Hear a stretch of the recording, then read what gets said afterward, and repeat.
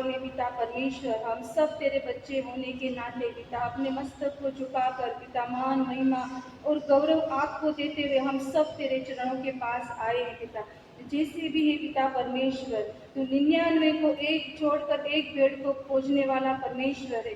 हम आपका धन्यवाद करते हैं और स्तुति करते खुदावन, ऐसा तो परमेश्वर हमारा है। हाँ पिता, तूने हम सबको समेटे रखा है। हाँ पिता, सुख दुख चढ़ती पड़ती में भी पिता परमेश्वर तू ही हमारा सहाय और मदद और छुड़ाने बचाने वाला परमेश्वर है। धन्यवाद करते पिता परमेश्वर, तूने हमें जीवन दिया है, आज का दिन दिखाया है। जन्म से आज दिन तक हम सबको तूने संभाल कर बचा कर रखा पिता परमेश्वर। इस मंडली और कलीसिया के साथ प्रभु पिता तू खड़ा है, हम तेरा धन्यवाद करते हैं। हाँ प्रभु, आज के दूसरे दिन में तूने हमें प्रवेश करवाया, हम आपका धन्यवाद करते। एक मंडली एक कलीसिया होने के नाते पिता तू विराजमान हो। ओ पिता, इस उपस्थिति में हम सबको ले चल प्रभु। हमारा एकत्र होना तेरे नाम की महिमा को और भी बढ़ाए। और प्रभु, तू उच्च सिंहासन पर बैठकर हाँ पिता अपने बड़े हाथों को बढ़ाकर इस मंडली इस कलीसिया पर तेरी अनुग्रह तेरी कृपा और तेरी आशीष की बारिश कर खुदावन। हम धन्यवाद करते पिता। हाँ, आज के सारे समय को हमारी स्तुति आराधनाओं को प्रार्थनाओं को वचनों को गीतों को पिता हम तेरे चरणों के आगे रखते हैं। ओ जिस तरह से पिता संध्या काल में दुखों के द्वारा ओ पिता इस तुझे मान देते, इस तरह से हमारी प्रार्थनाएं हमारी स्तुति आराधना और वचन हर एक प्रार्थना के दूत बनकर पिता तेरे चरणों के पास आए और अनगिनत आशीषों को हम इस दुख भरे लेन के समयों में प्राप्त कर पाए। आने वाले हर एक को पिता यहाँ पर बैठे हुए हर एक छोटे बड़े जुआन उम्र हम उम्र और बुजुर्ग हर एक को प्रभु पिता तेरी अनुग्रह तेरी कृपा तेरी आशीष से भरपूर कर। हाँ, धन्यवाद करते खुदा, हम सब तेरे हाथ में समर्पित होते प्रभु यीशु के नाम में, आमीन। आओ આપણે ભજન સંગ્રહમાંથી પાછળનો પ્રત્યુત્તમ વાંચન પાઠ આપણે વાંચીશું અને પાઠ છે 16 નંબર વારાફરતીનું વાંચન છે।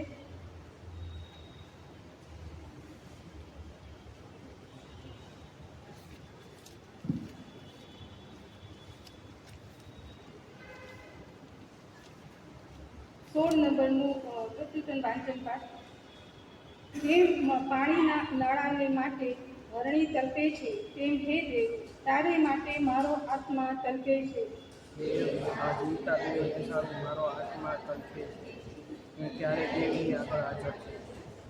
મારા આંસુ રાત દાડો મારો આહાર થયા છે। તેઓ આખો દિવસ મને કહે છે કે તારો દેવ ક્યાં છે। હું લોકોના પ્રવાસ સાથે જતો અને પરવા પામનારા લોકોના સમુદાયને આનંદોત્સવમાં સ્તુતિના નાદ સાથે દેવના મંદિરમાં દોડી જતો। એ તારો યાદ કરું છું, આત્માથી પીગળી જાય છે।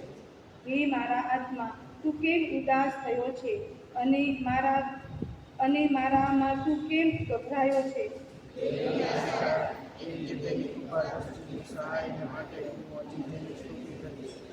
તારા ધોધના અવાજથી ઊંડાણને ઊંડાણ હાથ મારે છે। તારા સર્વ મોજા તથા છોડા મારા પર ફરી વળ્યા છે।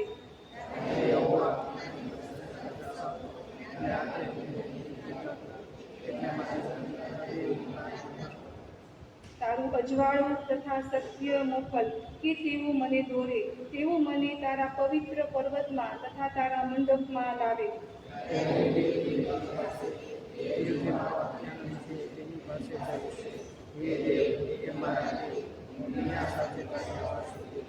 હે મારા આત્મા, તું કેમ ઉદાસ થયો છે, તું કેમ ગભરાયો છે।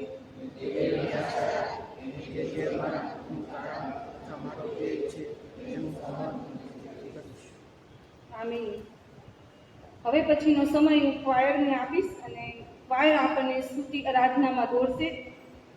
યોહાનની લખેલી સુવાર્તામાં એવું કહેવામાં આવ્યું છે 4 અને 24ની કલમ, દેવ આત્મા છે અને આપણે બધાએ આત્મા અને સત્યતાથી દેવનું ભજન કરવું જોઈએ। એટલે આવો આપણે દરેક આ ભજન ક્વાયરની ગીતોમાં આપણે જોડાઈએ અને આત્મા અને સત્યતાથી આપણે દેવનું ભજન કરીએ।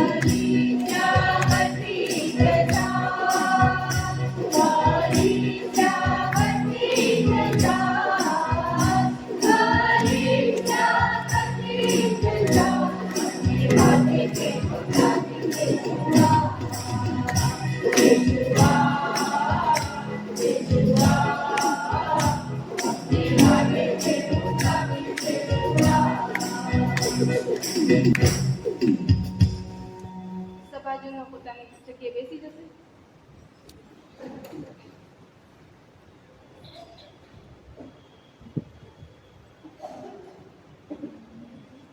ગમતા ગીતની અંદર 236 નંબર કુમારની ગીતમાં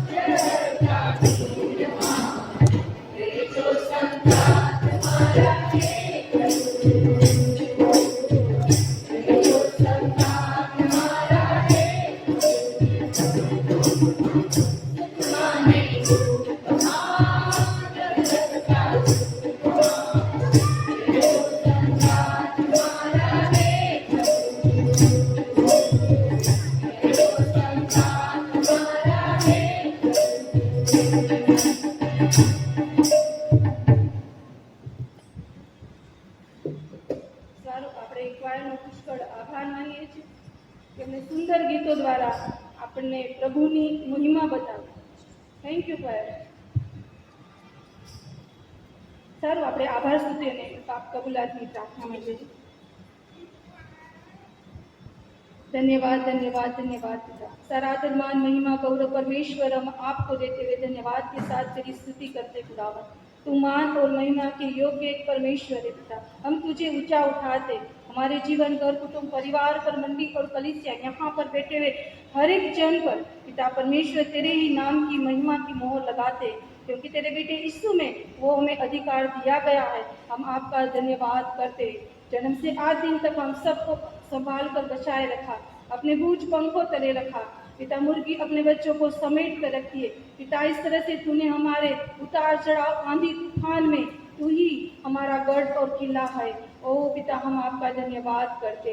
हाँ यस, थैंक यू गॉड. तू रात को अग्नि स्तंभ बनता है और दिन को मेघ स्तंभ बनकर पिता हमारे आत्मा की सुरक्षा करता है. ओ पिता हम आपका धन्यवाद करते. ओ पिता परमेश्वर आज की सांझ की मीटिंग के लिए भी हम आपका धन्यवाद करते खुदावन.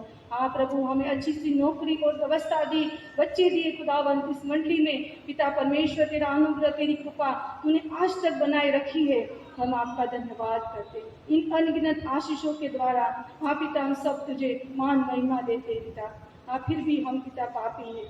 हाँ प्रभु, हम जिस होठों से और जिस मन से पिता हम तेरी स्तुति और आराधना करते खुदावन, और उसी होठों और मन से पिता हम निंदा ईर्षा अधिकार और लपटपने और पाप करते खुदावन.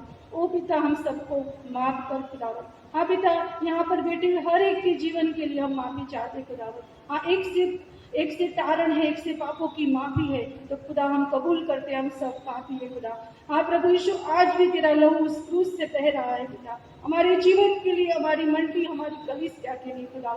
हाँ प्रभु, हमारे सब के मेले दूसरे पापों से, हमारे पूर्वजों ने किए हुए हर एक पापों से प्रभु हम सबको आजाद कर खुदावन.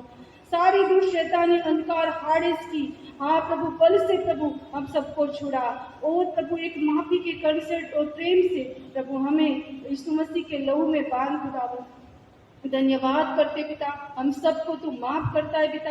हम धन्यवाद करते. सारी महिमा आदर जलाल हम आपको देते अब से लेकर प्रभु हम जब तक पृथ्वी पर जिए पिता. हाँ प्रभु पिता पवित्र आत्मा तू हमें सहाय कृपा और मदद देगा. हम धन्यवाद करते. सारा आदर हम आपको देते हुए धन्यवाद के साथ तेरी स्तुति करते प्रभु यीशु के नाम में. आमीन. આવું આપણે પવિત્ર વચનો વાંચીએ તથા સાંભળીએ. બાઇબલ માર્કની લખેલી સુવાર્તા એનો 11મો અધ્યાય અને 15 થી 18 કલમ મીનાબેન નેવિલભાઈ આપણને વાંચી સંભળાવશે. માર્કની લખેલી સુવાર્તા એનો 11મો અધ્યાય અને 15 થી 18 કલમ.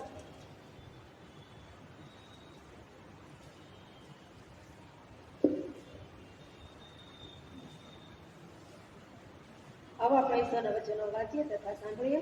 નવા કરારમાં માર્કની લખેલી સુવાર્તા એનો 11 અને 15 થી 18 કલમ સુધી. અને તેઓ યરૂશલેમમાં આવે છે અને તે મંદિરમાં બેસીને મંદિરમાં વેચનારાઓને તથા ખરીદનારાઓને કાઢી મૂકવા લાગ્યો. એ નાણાવટીઓના બાજટ તથા કબૂતર વેચનારાઓના આસનો ઊંડા વાળ્યા અને કોઈને મંદિરમાં થઈને કંઈ વાસણ લઈ જવા દીધું નહીં. અને તેઓને બોધ કરતા તેણે કહ્યું કે શું એમ લખેલું નથી કે મારું ઘર સર્વ દેશનાઓને સારું પ્રાર્થનાનું ઘર કહેવાશે? પણ તમે તેને લૂંટારાઓનું કોતર કર્યું છે. અને મુખ્ય યાજકોએ તથા શાસ્ત્રીઓએ તે સાંભળ્યું ને તેનો નાશ કઈ રીતે કરવો તે વિશે શોધ કરી, કેમ કે તેઓ તેનાથી બીધા, કારણ કે સર્વ લોક તેના ઉપદેશથી અચરતી પામ્યા. ઈશ્વરના વચનના વચન પર આશીર્વાદ આપે. તે જ પ્રમાણે લુકની લખેલી સુવાર્તા એનો 19મો અધ્યાય અને 45 થી 48 કલમ. મીનાબેન ક્રિસ્ટોફરબેન આપને વાંચી સંભળાવશે. લુકની લખેલી સુવાર્તા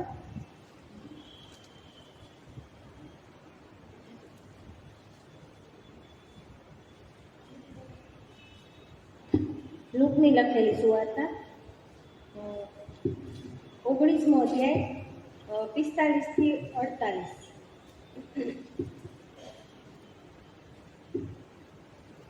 પછી તે મંદિરમાં ગયો અને વેચનારાઓને માયથી કાઢી મૂકવા લાગ્યો. તેણે તેઓને કહ્યું કે એમ લખેલું છે કે મારું ઘર પ્રાર્થનાનું ઘર થશે, પણ તમે તેને લૂંટારાઓનું કોતર કર્યું છે. તે રોજ મંદિરમાં બોધ કરતો હતો, પણ મુખ્ય યાજકો તથા શાસ્ત્રીઓ તથા લોકના મુખ્યો તેને મારી નાખવાની કોશિશ કરતા હતા.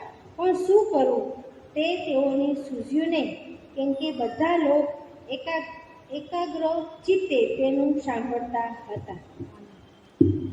હવે પછીનો સમય હું પાળક સાહેબને આપીશ અને તે સંદેશામાં આપણને દોરો.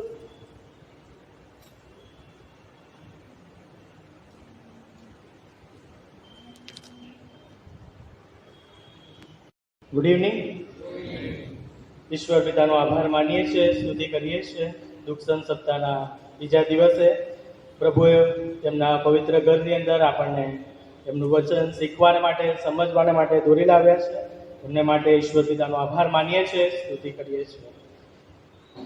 આવો આપણે પ્રભુના વચનો તરફ જઈએ તે પહેલા ટૂંકી પ્રાર્થનામાં જોડાઈએ. પ્રાર્થના કરીએ. અતિ ઉચ્ચ અને ઉન્નત રાજ્યસન ઉપર બિરાજમાન અમારા જીવંત કૃપાળુ રેમી પ્રભુજી, પ્રભુ આજનો ધન્ય ઉત્તમ આશીર્વાદિત દિવસ પ્રભુ તમે આમ સર્વના જીવનની અંદર આપ્યો પ્રભુ, તેના માટે તમારો આભાર માનીએ છીએ, તમારી સ્તુતિ કરીએ છીએ. પ્રભુ સવારથી અત્યાર સુધી તમે અમને સાચવ્યા, સંભાળ્યા પ્રભુ, તમારા કૃપાના અનુભવમાં રાખ્યા પ્રભુ, અમારા કાર્યોને આશીર્વાદિત કર્યા. અને પ્રભુ આ સંધ્યાની પળોમાં પ્રભુ તમારા પવિત્ર ઘરની અંદર તમારું સ્તવન કરવાને માટે, તમારા પવિત્ર વચનોનું મનન કરવાને માટે પ્રભુ, આત્મિક રીતે ભરપૂર થવાને માટે પ્રભુ તમે અમને અહીંયા દોરી લાવ્યા છો. માટે પ્રભુ અમે તમારો પુષ્કળ આભાર માનીએ છીએ. હા પ્રભુ, સતત પ્રભુ તમારા વચન દ્વારા પ્રભુ તમે અમારી સાથે વાત અને વ્યવહાર કરી રહ્યા છો. તેના માટે પ્રભુ અમે તમારો પુષ્કળ આભાર માનીએ છીએ, તમારું સ્તવન કરીએ છીએ. પ્રભુ આ વચન જેવું છે તેવું તેને અમે સ્વીકારી શકીએ, અમારા જીવનોમાં ગ્રહણ કરતા, લાગુ કરતા પ્રભુ તમારા પ્રિય બાળકો બનીએ પ્રભુ. પ્રભુ આત્મ તપાસ કરનાર બનીએ, અમારી જાતોને પ્રભુ દિન પ્રતિદિન શુદ્ધ કરીએ.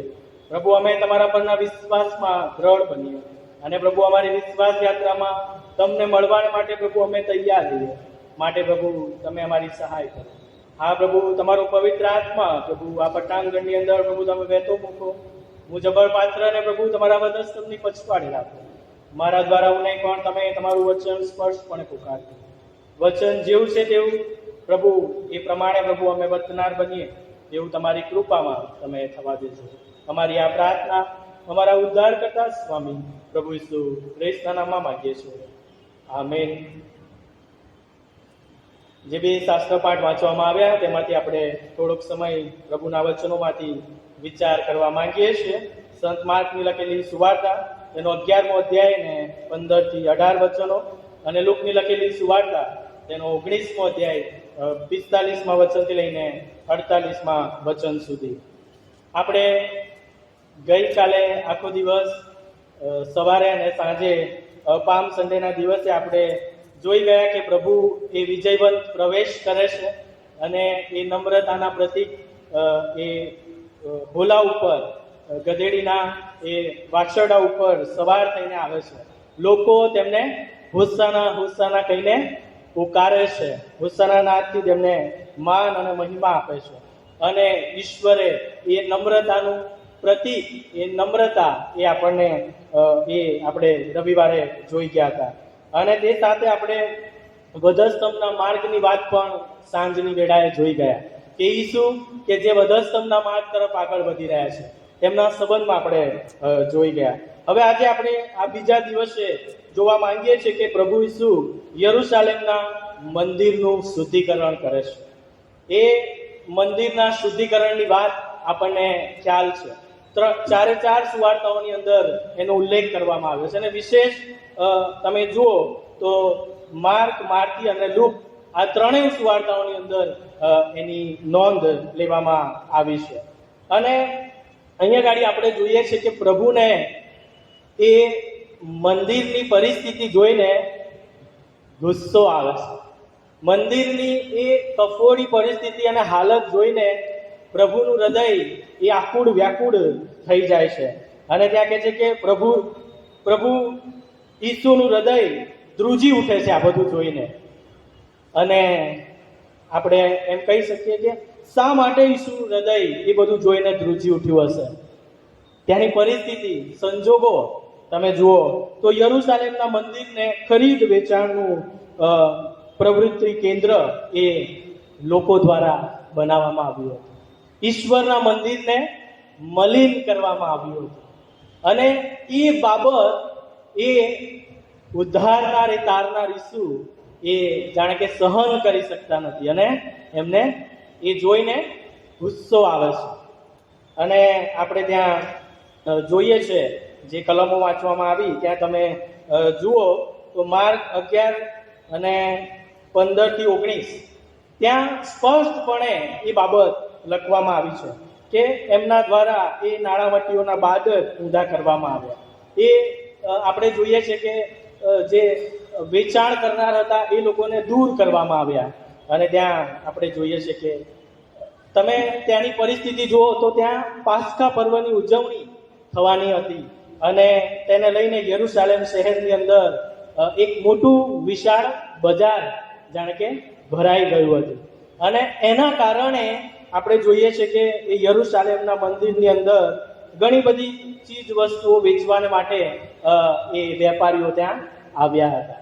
અને તમે જુઓ યરુશાલેમના મંદિરને તમે જોયું હોય તો યરુશાલેમનું મંદિર એ વિશાળ, અત્યારે હાલમાં ખાલી રુદનની દિવાલ એ આપણને ઇઝરાયલની અંદર જોવા મળે છે. પણ તેની અંદર એ મુખ્ય સ્થાન, પરમ પવિત્ર સ્થાન અને પડસાડની આગળ એ જ્યાં એ આ લોકો બેઠા હતા એની વાત ત્યાં કરવામાં આવેલી છે. અને ત્યાં આગળ તમે જુઓ તો યરુશાલેમના મંદિરની અંદર એ ઘેટાનું બલિદાન આપવામાં આવતું હતું, જે જૂના કરારની જો આપણે વાત કરીએ તો હોલાઓનું, ગોધાઓનું. અને એ બધું વેચવાને માટે વેપારીઓ એ બહાર બેસતા હતા. ઘેટાનું હલવાન ત્યાં ખરીદ વેચ કરવામાં આવતું હતું. એમ કહી શકીએ કે મરઘી અને એમનું પણ ખરીદ વેચાણ કરવામાં આવતું હતું. કબૂતરોનું ખરીદ વેચાણ કરવામાં આવતું, ઢોરઢાટ, પશુઓ. અને એના લીધે આપણે જો જોઈએ તો યરુશાલેમનું એ મંદિર, એ પવિત્ર મંદિર એ દૂષિત થઈ ગયું. જ્યાં પશુ પક્ષીઓ હોય ત્યાં પ્રદૂષણ થાય જ, ત્યાં ગંદકી હોય જ.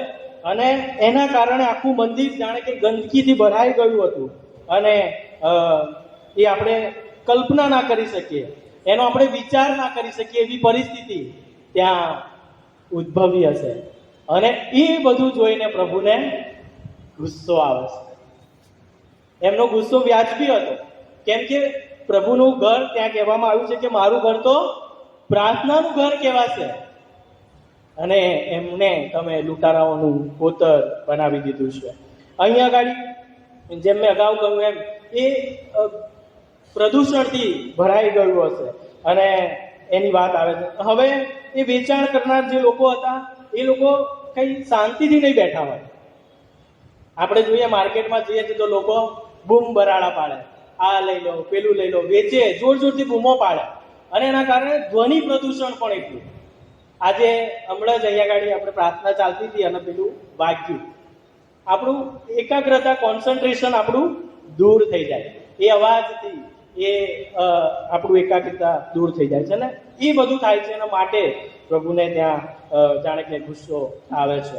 અને એ ચીજ વસ્તુઓ વેચાતી હશે અને સાથે સાથે આ ઢોર, કબૂતર ને બધું હશે, અને દૂર દૂરથી એ અવાજ પણ આવતો હશે, અને એના કારણે ધ્વનિ પ્રદૂષણ અને એ ગંદકી પણ થાય છે. અને આ યરુશલેમનું જે પવિત્ર મંદિર હતું, જે પ્રાર્થનાનું ઘર કહેવાનું હતું, અને એની હાલત એ ભયંકર અને કફોડી હતી. માથેની લખેલી સુવાર્તા તેનો 21મો અધ્યાય 12મી અને 13મી કલમમાં ત્યાં પછી ઈસુ જે કરે છે તે નોંધવામાં આવ્યું છે. ત્યાં કહે છે કે પછી ઈસુ દેવના મંદિરમાં ગયા અને મંદિરમાં જેઓ વેચતા તથા ખરીદતા હતા તે સર્વને તેણે કાઢી મૂક્યા, અને નાણાવટીઓના બાજેટ તથા કબૂતરોના વેચનારાઓના આસનો તેણે ઊંધા વાળ્યા. 13મી કલમમાં કહે છે, અને તેણે તેઓને કહ્યું, મારું ઘર એ પ્રાર્થનાનું ઘર કહેવાશે. એમ લખેલું છે કે મારું ઘર એ પ્રાર્થનાનું ઘર કહેવાશે. અહીંયા આપણે જોઈ શકીએ છીએ કે ઈસુ એ પોતાના પિતાના ઘરની આવી પરિસ્થિતિ જોઈને આકુળ વ્યાકુળ એ થઈ જાય છે, અને કહે છે કે મારા પિતાના ઘરને, મારા બાપના ઘરને તમે ચોરોનું કોતર બનાવ્યું છે, લૂંટારાઓનું કોતર એમ બનાવ્યું છે, એમ કહીને સંબોધન ત્યાં તે કરે છે. ઈસુ એ આ ખરીદ વેચનાર કરનારાઓને બહાર કાઢી મૂકે છે. ઈસુ ત્યાં મંદિરની શુદ્ધિ કરે છે. શુદ્ધ કરવાની વાત, શુદ્ધિકરણની વાત આપણને ત્યાં જોવા મળે છે. શુદ્ધ કરવાની વાત તમે જુઓ તો પ્રભુએ મંદિરની શુદ્ધિ કરી, પણ ઘણી બધી વખત પ્રભુનું વચન આપણને જણાવે છે, કરંથીઓનો પહેલો પત્ર તેનો 3જો અધ્યાય અને તેની 16મી કલમમાં તમે જુઓ તો ત્યાં લખવામાં આવ્યું છે, કરંથીઓને પહેલો પત્ર તેનો 3જો અધ્યાય અને 16મી કલમ જેને મળે એ વાંચે.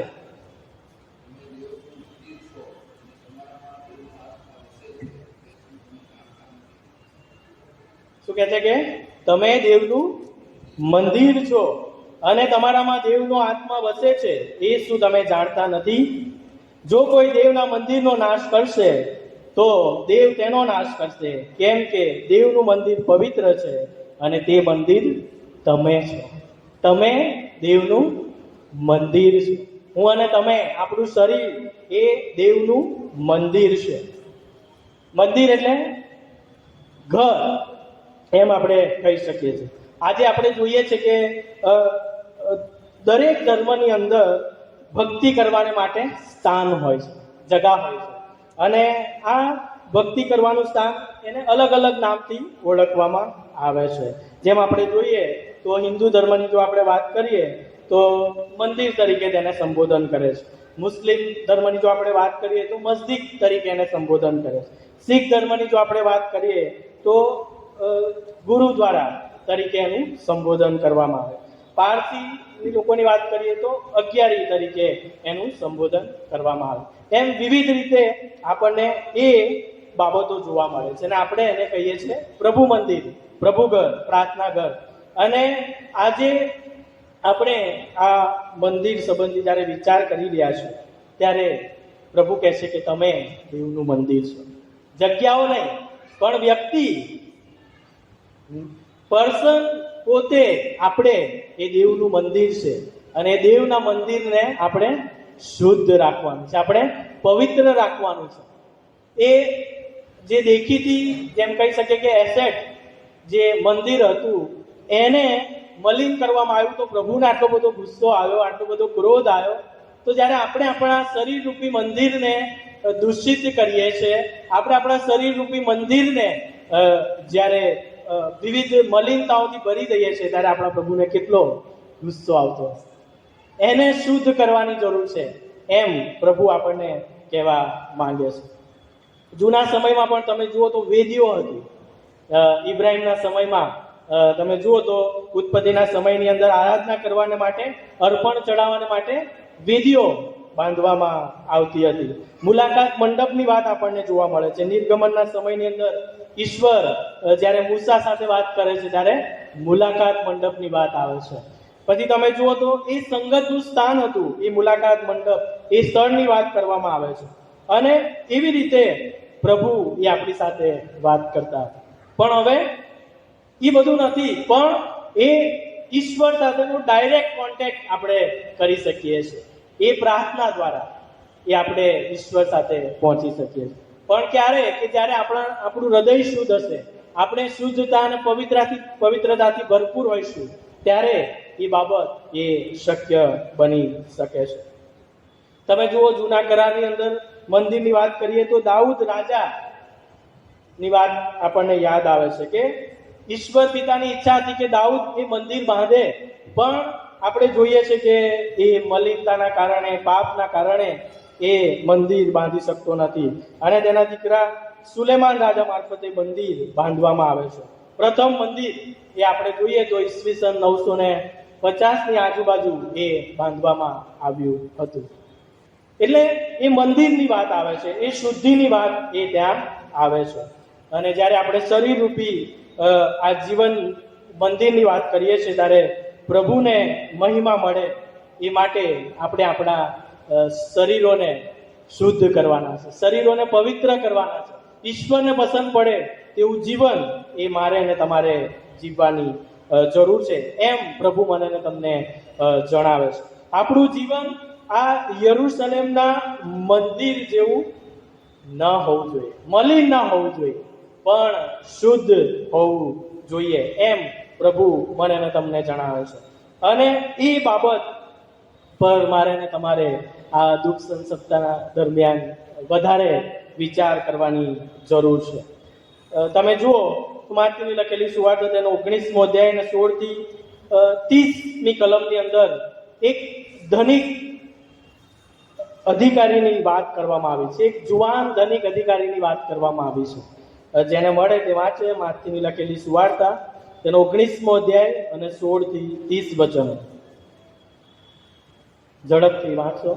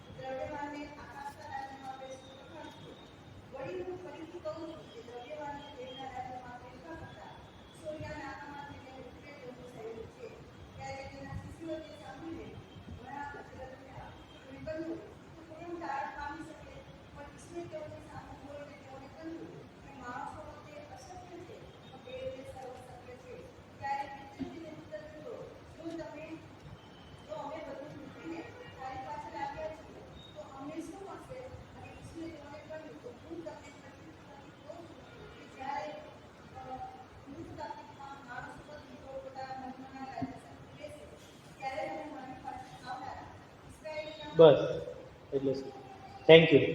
ત્યાં અહીંયા આપણે જોઈએ છીએ કે એ ધનિક અધિકારીની વાત જોવા મળે છે, જુવાન અધિકારીની વાત જોવા મળે છે.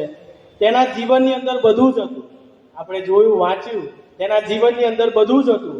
એ અધિકારી ઘણી બધી બાબતોની અંદર એ પારંગત હતો, પ્રવીણ હતો અને આપણે જોઈએ છીએ કે સર્વ સુખ સંપત્તિથી ભરપૂર હતો. પણ તેના જીવનની અંદર એક બાબત સંબંધી તે અધૂરો હતો.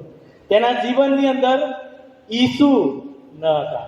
તેના જીવનની અંદર એ ઈસુ સાથેનો આત્મિક અનુભવ એમ આપણે કહી શકીએ છીએ કે તે એના જીવનની અંદર નહોતો. અને આપણે જોઈએ છીએ કે એ અધૂરાપણાને પૂરું કરવા માટે એ ઈસુની પાસે આવીને કહે છે કે ઉપદેશક, અનંત જીવનનો વારસો પામવાને માટે હું શું સારું કરું, શું એવું સારું શું કરું કે મને અનંત જીવન પ્રાપ્ત થાય, મને સદાકાળનું જીવન પ્રાપ્ત થાય. પ્રભુ મારી પાસે બધું જ છે.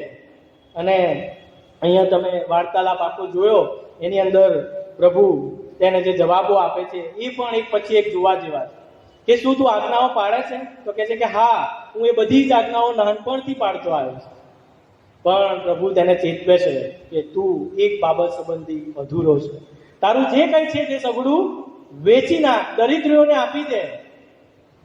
અને ત્યાં એ જુવાન નિરાશ થઈ જાય, હતાશ થઈ જાય છે, કેમ કે તેની પાસે ઘણી સંપત્તિ હતી એવું લખવામાં આવ્યું છે.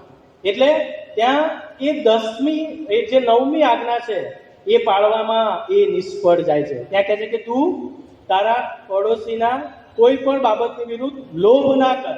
એ લોભનું પાપ આપણને ત્યાં એના જીવનની અંદર જોવા મળે છે. અને તેના કારણે તેના જીવનની અંદર અશાંતિ હતી, તેના જીવનની અંદર દુઃખો હતા, એ આપણે ત્યાં જોઈ શકીએ છીએ. અને આ બાબતથી પ્રભુ તેને શુદ્ધ થવા માટે કહેતા હતા.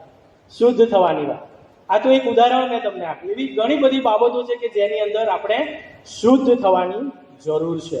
અને આ શરીરરૂપી મંદિરમાં ઈસુ ખ્રિસ્તને જો આપણે સ્થાન નથી આપતા તો આપણે આ જુવાનની જેમ અશાંતિનો અનુભવ કરીશું જ વાલાઓ. એ ખચિત છે. એ જુવાનની જેમ આપણે પણ અશાંત બનીશું, આપણે પણ આકુડ વ્યાકુડ થઈ જઈશું. આ જુવાન શાંતિ પ્રાપ્ત કરવા માટે પ્રભુ પાસે જાય છે અને ઈસુ તેને રસ્તો બતાવે છે. પ્રભુએ તો માર્ગ બતાવ્યો છે અને પ્રભુ પોતે કહે છે કે માર્ગ, સત્ય તથા જીવન હું છું. મારા આશ્રય વિના બાપની પાસે કોઈ જઈ શકતું નથી. અહીંયા ગાડી કહે છે કે એ જુવાનને કહે છે કે જા, તારે ઘેર જા, તારી પાસે જે કંઈ છે સગડું વેચી નાખ, ગરીબોને આપી દે અને મારી પાછળ આવ. પ્રભુ કહે છે કે go to your home, cell everything, બધું વેચી નાખ અને ફોલો મી, મારી પાછળ આવ. પણ આપણે ત્યાં જોઈએ છે કે એ બાબતમાં નિષ્ફળ જાય છે. વાલાઓ, તક વારે ઘરે આપણને નથી મળતી. જ્યારે તક મળે છે ત્યારે તકને ઝડપી લેવાની છે. એ તક, એ કૃપાનો સમય એ નીકળી જાય એ પહેલા આપણે પ્રભુની આધીનતાને સ્વીકારવાની જરૂર છે. કેમ કે શાંતિ આપનાર ઈશ્વર એ જગતની અંદર એ ઉદ્ધારક બનીને આવ્યા છે. અને એ જે શાંતિ આપશે ને, એવી શાંતિ જગતની કોઈ પણ વ્યક્તિ, કોઈ પણ બાબતો, કોઈ પણ આનંદ, કોઈ પણ મોજશોખનું સાધન એ આપણને આપી શકશે નહીં. તમે જો યોહાન 14:27 પ્રભુનું વચન કહે છે, હું તમને શાંતિ આપીને જાઉં છું, મારી શાંતિ હું તમને આપું છું. જેમ જગત આપે છે તેમ હું તમને આપતો નથી. તમારા હૃદયોને તમે વ્યાકુળ થવા ના દો અને બીવા પણ ના દો. જગત જે શાંતિ આપે છે ક્ષણિક શાંતિ છે, પણ પ્રભુની શાંતિ એ સદાકાળની શાંતિ છે. ફિલિપીઓનો પત્ર તેનો 4 અધ્યાય અને 7મી કલમમાં કહે છે, અને દેવની શાંતિ જે સર્વ સમજ શક્તિની બહાર છે તે ખ્રિસ્ત ઈસુમાં તમારા હૃદયોની તથા મનોની સંભાળ રાખો. શું કહે છે કે દેવની શાંતિ જે સર્વ સમજ શક્તિની બહાર છે, એને આપણે આપણી માનવીય જે શક્તિ છે એનાથી આપણે સમજી શકતા નથી. આપણી માનસિકતાથી એમ કહી શકીએ કે આપણે એને સમજી શકતા નથી. એ અપાર છે, એ ઈશ્વરની એ બાબતોને આપણે સમજી શકતા નથી. પણ જે આપણે સમજી શકીએ છીએ એને આપણે ગ્રહણ કરીએ, એને સ્વીકારીએ અને એ આપણે શાંતિને પ્રાપ્ત કરીએ. એ બહુ અગત્યનું અને જરૂરી છે.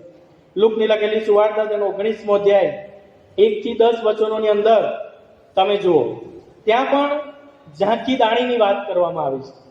એ આપણે વાંચવા નથી માંગતા, પણ આપણે સન્ડે સ્કૂલની અંદર એ બાબતને જોઈ ગયા છે, શીખી ગયા છે, સમજી ગયા છે. ઝાંકી દાણી કોણ હતો? ટેક્સ કલેક્ટર, કર ઉઘરાવનાર. અને આપણને ખબર જ છે કે ઝાંકી એ ટેક્સ કલેક્ટર હતો અને એ આપણે જોઈએ છે કે ખોટી રીતે લોકોનું પડાવી લેતો હતો. પણ જ્યારે પ્રભુનો એનો ભેટો થાય છે ત્યારે તમે જુઓ 3જી કલમમાં 19મો અધ્યાય અને 3જી કલમ, ત્યાં વાત જેને મળે તે વાંચે. 19મો અધ્યાય અને તેની 3જી કલમ, લુકની લખેલી સુવાર્તા તેનો 19મો અધ્યાય અને 3જી કલમ.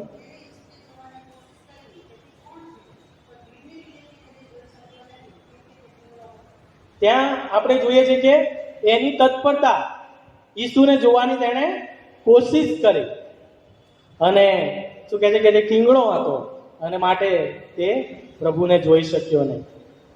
પણ એ શું કરે છે, ગુલ્લક ઝાડ પર ચડી જાય છે અને જ્યારે ઈસુની નજર અને એની એક નજર થાય છે ત્યારે ઝાંખીને પ્રભુ ઈસુ કહે છે કે હું તારા વિશે સઘળું જાણું છું. પ્રભુ તો એ અંતર્યામી ઈશ્વર, સર્વજ્ઞાની ઈશ્વર, આપણી બધી જ બાબતોને જાણનાર, સમજનાર ઈશ્વર છે. અને એથી કરીને કહે છે કે ઝાંખી તું નીચે ઉતરી આવ, કેમ કે આજ તારે ઘેર તારણ આવ્યું છે.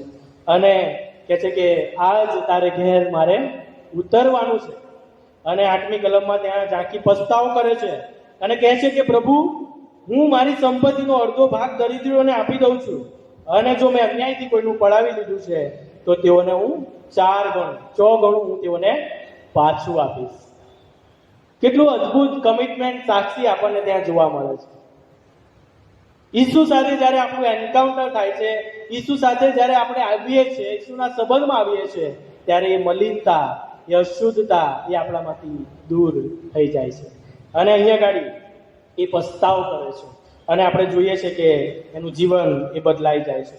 ઝાંખીના જીવનની અંદર જે અશુદ્ધતા હતી એ પ્રભુ એ એનામાંથી દૂર કરે છે અને એના જીવનને બદલી નાખે છે, નવા જીવનની અંદર એ આવે છે.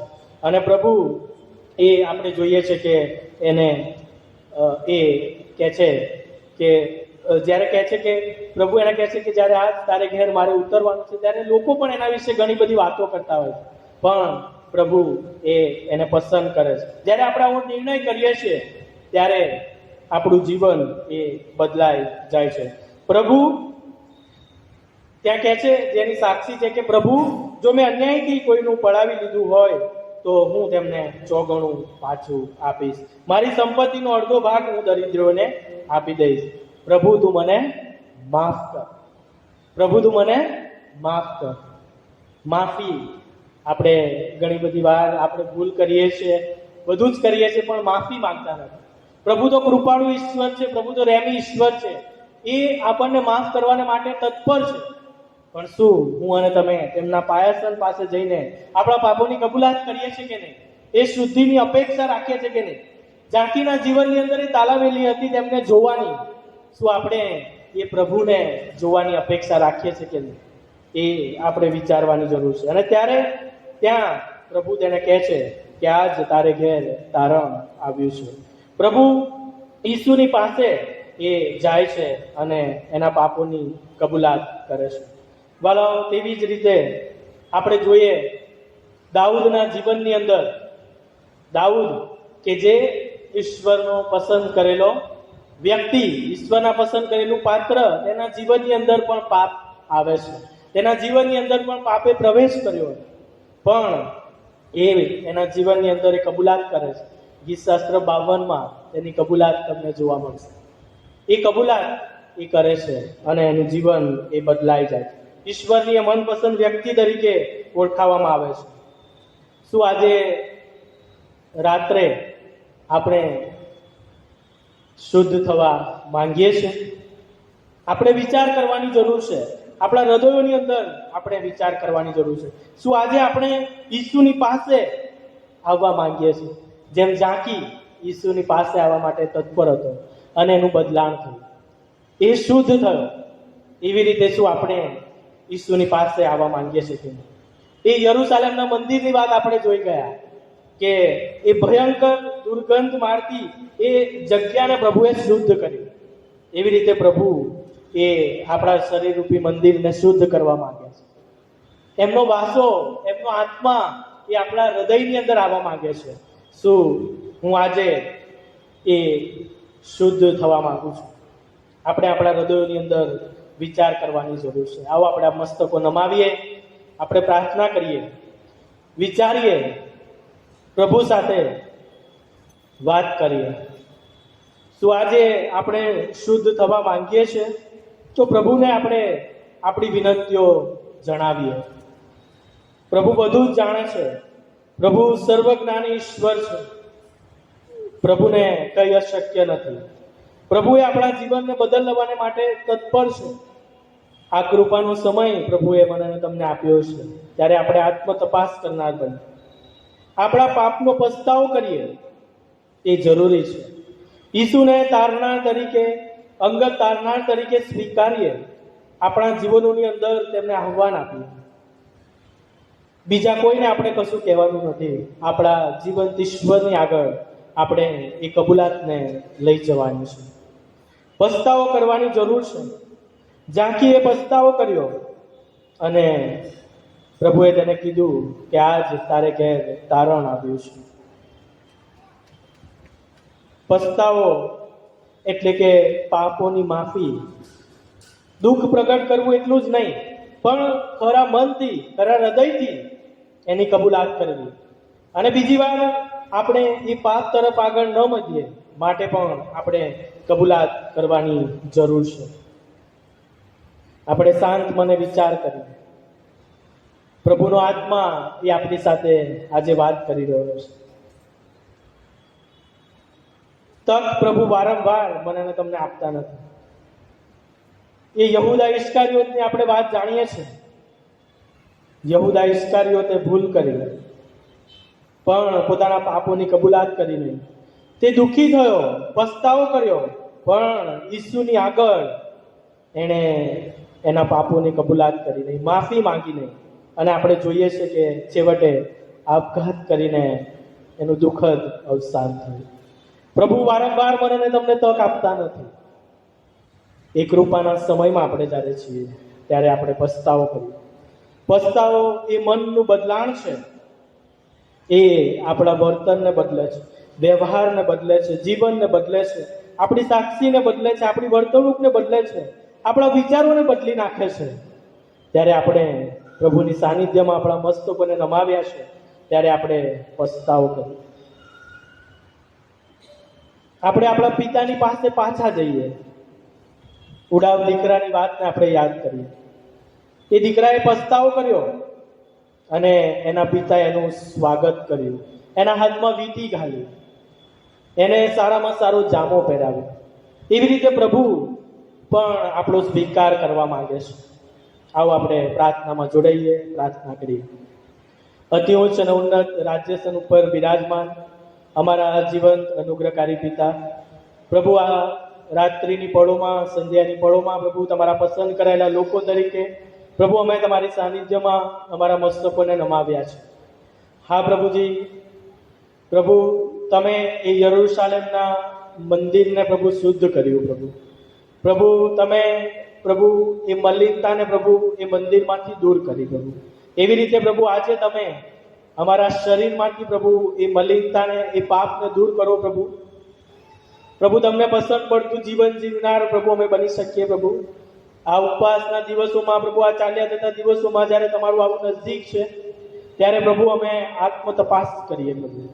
પ્રભુ તમે તો પવિત્ર ઈશ્વર છો. પ્રભુ તમે એ જીવન આપનાર ઈશ્વર છો.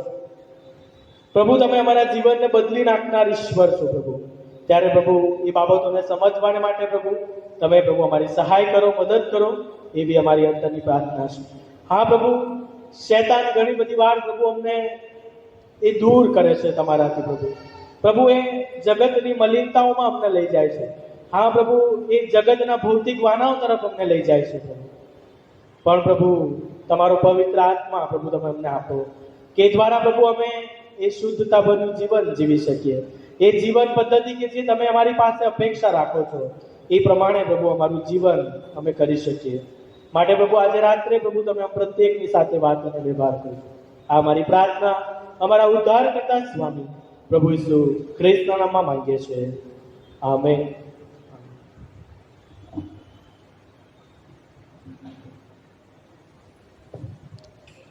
સુંદર જીવન વચનો માટે બાળા સાહેબનો આપણે પુષ્કળ આભાર માનીએ છીએ. આપણું શરીર દેવનું મંદિર છે અને આપણે મંદિરને સાફ સુથરું રાખી અને દેવનો આત્મા આપણા જીવનમાં વસે એ જ આપણી પ્રાર્થના છે. સારું, આપણે સભાની સમાપ્તિમાં આપણે ગીત ગાઈશું, ગીત નંબર 306 નંબરનું, અને એ દરમિયાન દાન પણ દેવામાં આવશે અને મહિલા સંગતની બહેનો એ સેવા પૂરી પાડશે.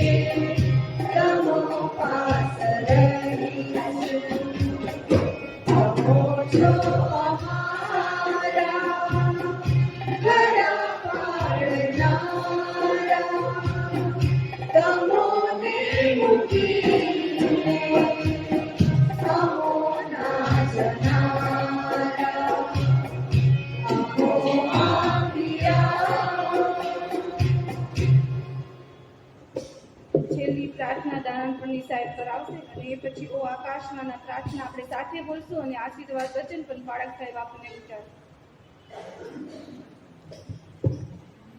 આવો આપણે સર્વ આપણા સ્થાનો પર ઊભા થઈએ અને છેલ્લી પ્રાર્થનામાં આપણે જવા માંગીએ છીએ. પ્રાર્થનામાં જોડાઈએ, પ્રાર્થના કરીએ.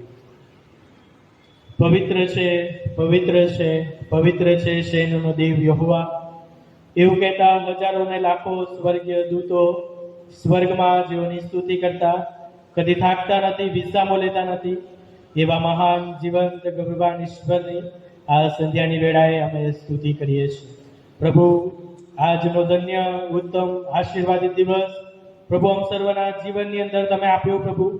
અને વિશેષ પ્રભુ આ દુઃખ સંત સપ્તાહના બીજા દિવસે પ્રભુ સ્તુતિ આરાધના કરવાને માટે પ્રભુ, તમારા વચન શીખવાને માટે પ્રભુ, સમજવાને માટે અને આત્મિક રીતે ભરપૂર થવાને માટે પ્રભુ તમારા પવિત્ર ઘરની અંદર અમને દોરી લાવ્યા પ્રભુ. તેના માટે પ્રભુ અમે તમારો પુષ્કળ આભાર માનીએ છીએ અને તમારું સ્તવન કરીએ છીએ. સનાતન ઈશ્વર પ્રભુ, તમારા વચન દ્વારા તમે અમારી સાથે વાત અને વ્યવહાર કર્યો છે પ્રભુ, તેના માટે પ્રભુ અમે તમારો આભાર માનીએ છીએ. એ વચનો પ્રભુ અમારામાં વવાયા છે ત્યારે પ્રભુ એ વચનો પ્રભુ અમારામાં 100 ગણા 60 ગણા ફળ લાવનારા બને પ્રભુ. શૈતાન શત્રુ પ્રભુ અમને નાશમાં લઈ જવા માટે તત્પર છે. ગાજનાર સિંહની પેટે પ્રભુ તે તાક જોઈને બેસી રહે છે પ્રભુ. હા પ્રભુ, આ વચનો પ્રભુ તે ચોરી ના લઈ જાય, પણ પ્રભુ અમારામાં હંમેશા એ કામ કરે, એ કાર્યરત રહે પ્રભુ. માટે પ્રભુ તમારી કૃપા આમ સર્વ પર પ્રભુ તમે થવા દેજો. એ વચનોને સમજવાને માટે પ્રભુ તમે અમને સમજણ શક્તિનો આત્મા આપજો પ્રભુ, એ બી અમારી અંતરની પ્રાર્થના છે. આ સંધ્યાની વેળાએ પ્રભુ ફરીને એકવાર પ્રભુ અમે તમારા હાથોમાં સોંપાઈ જઈએ છીએ પ્રભુ. હા પ્રભુ, તમને પસંદ પડે તેવું જીવન જીવવાને માટે, શુદ્ધ જીવન જીવવાને માટે, પવિત્ર જીવન જીવવાને માટે, હા પ્રભુ દરરોજ તમારી પાછળ ચાલવાને માટે પ્રભુ તમે અમને તૈયાર કરો, એવી અમારી અંતરની પ્રાર્થના છે. હા પ્રભુ, અમારી જૂજ કમાણીમાંથી જે જૂજ અર્પણો પ્રભુ અમે તમારી સાનિધ્યમાં લાવ્યા છે, ત્યારે પ્રભુ આ અર્પણોનો દાનોનો પ્રભુ તમે સ્વીકાર કરજો. આ દાનો પ્રભુ તમારી મંડળીના ઉત્કર્ષ માટે વપરાય તેવું તમે થવા દેજો.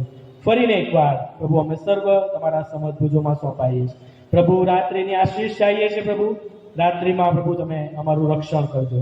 હા પ્રભુ, ફરીથી પ્રભુ તમારી આરાધના કરવાને માટે, તમારું વચન સાંભળવાને માટે કાલે પ્રભુ આ પવિત્ર ઘરમાં પ્રભુ અમને દોરી લાવજો, એવી અમારી અંતરની પ્રાર્થના છે. અમે સર્વ તમારા હાથોમાં સોંપાઈએ છીએ. અમારી આ પ્રાર્થના અમારા ઉદ્ધાર કરતા સ્વામી પ્રભુ ઈસુ ખ્રિસ્તના નામમાં માંગીએ છીએ. આમેન. ઓ આકાશમાં અમારા બાપ, તમારું નામ પવિત્ર મનાવો, તમારું રાજ્ય આવો, જેમ આકાશમાં તેમાં પૃથ્વી પર તમારી ઈચ્છા પૂરી થાય. દિવસની અમારી રોટલી આજ અમને આપો, જેમ અમે અમારા ઋણને માફ કર્યા છે તેમ તમે અમારા ઋણને માફ કરો. અમને પરીક્ષણમાં ન લાવો, પણ બુંડાઈથી અમારો છૂટકો કરો, કેમ કે રાજ્ય તથા પરાક્રમ તથા મહિમા સર્વકાળ સુધી તમારા છે. આમેન. અને હવે આપણા તારનાર પ્રભુ ઈસુ ખ્રિસ્તની કૃપા, ઈશ્વર પિતાનો પ્રેમ અને પ્રભુ પવિત્ર આત્માની દિવ્ય અજાયબ જેવી સમક્ષતા, શાંતિ ને તેમનો આનંદ અને તેમની સલામતી આપણ સર્વની સાથે, તેના પસંદ કરાયેલા સર્વ લોકની સાથે હમણાંથી સદા સર્વકાળ સુધી હોજો. આમેન.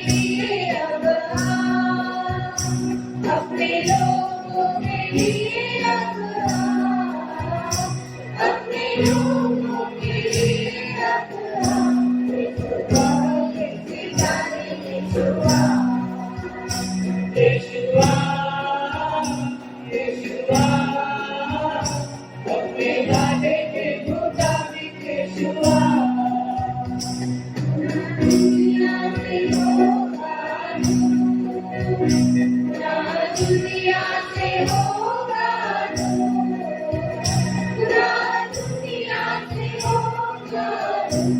यीशुआ भेजेगा फिरौतिया, यीशुआ, यीशुआ अपने